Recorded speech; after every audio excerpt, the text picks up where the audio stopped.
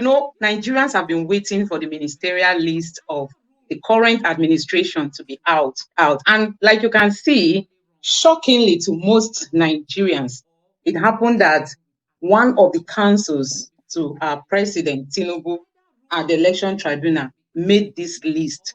Honestly, everybody is like, wow, could this kind of thing happen in Nigeria? You can imagine somebody that is handling his case at the tribunal being nominated as one of the ministers. It came as a shock to me. Personally, it came as a shock. So I don't know how you are receiving this information. You can see it there. So it's no more something that they are hiding. It's now everywhere. Apart from that of Wike, you can see that Fagbemi, he has made this list.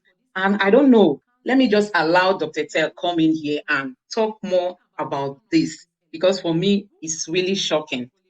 When I listened to the Senate president read this list, my head was popping. When the likes of El-Rufai, Wike, and Fagbemi, their names were being mentioned, you might be saying, why?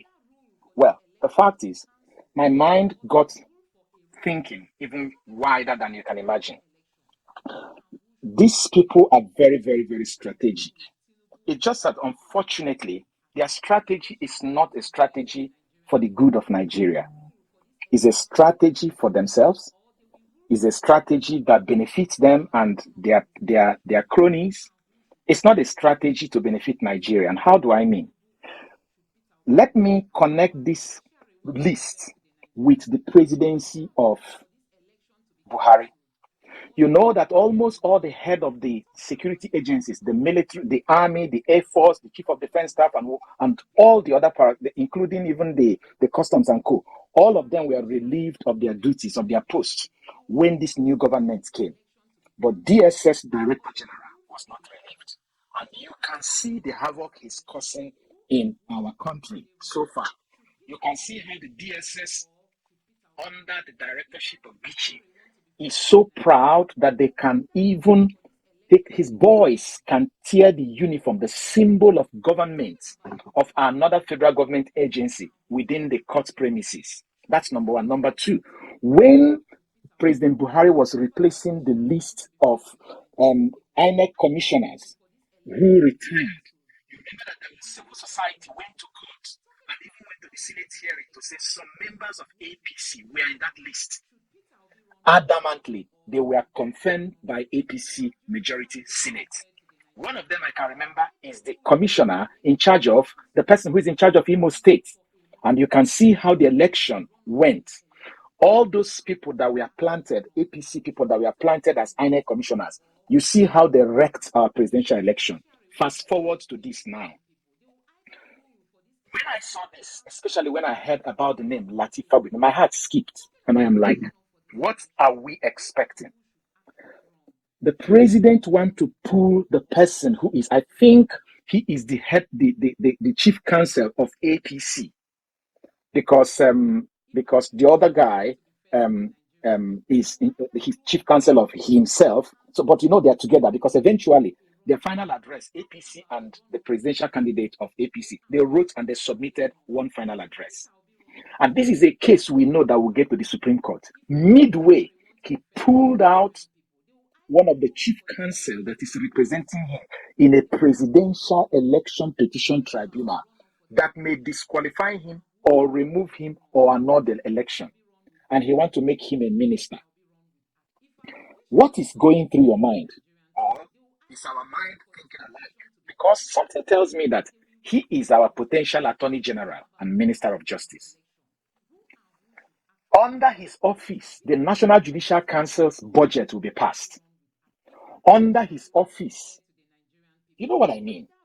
The Minister of Defense is the person who presents the budget for the Army, the budget for the Air Force, and the budget for this thing, for the Navy. So the Minister of Justice and Attorney General and Minister of Justice in Nigeria is a very powerful person. You will know the outgone Minister of Justice and Attorney General and Minister of Justice. You know how during his time in the first tenure of Buhari, judges' houses were being raided at night by DSS. They work together. You know how the former Chief Justice of the Federation was roped into one flimsy excuse of he did not declare his assets. Now, what signal will this send to the judiciary, especially given that we are expecting that the judgment of the presidential election petition court, which is the appeal court, will be coming out maybe sometime ending of August or early September. By that time, all these offices would have been allocated.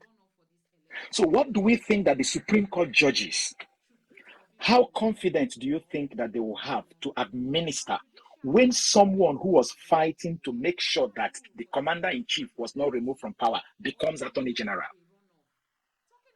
I don't know. I'm just thinking. Because the chairman or the president of the National Judicial Council, which is the Chief Justice of the Federation, will submit his budget to his office. He will clear it and forward it to the president. He can punish the judiciary. He can withdraw their budget. He can use direct and indirect means to punish the judiciary. So now, if a man like him becomes the Attorney General and Minister of Justice, it is an indirect threat, a body language, a signal, a strategic signal to the judiciary. Shape up or shape out. I'm just thinking, these are the possibilities. These are the possibilities of what is capable of happening. These people are very strategic. They know what they're doing. And whilst we were on this program yesterday, you remember, not even yesterday, almost all through this week, I keep saying that I am no longer thinking about the appeal court. You notice I've been talking about Supreme Court. Now, we may be talking about the appeal court because of the evidence and everything. But these guys are already shaping the Supreme Court. How? Because it is when an appeal is made to the Supreme Court that officially the Chief Justice of the Federation will now nominate people who will be on the panel. Is it possible that if a man like this is made the Attorney General and Minister of Justice, I hope you know that he's going to be on a direct communication with the Chief Justice all the time. Officially, he will be in direct communication. Do you not think that he is capable of suggesting to the Chief Justice the people who will be on the panel, even though the Chief Justice will not admit it? But we know what happens in grapevine kind of communication. Do you not think that he'll have a direct access to go and have a meeting with the Chief Justice of the Federation, or the Chief Justice of the Federation coming to have a meeting with him? And even after all the recordings are done, there's going to be a secret meeting, a meeting where the press will not be there, where he will say, remember, this is what Oga wants. We don't want this person in this panel. We want the other person in this panel. We know that this person is radical. Even if you put a gun on his head, he will do what he wants to do. We don't want him on the panel. I am just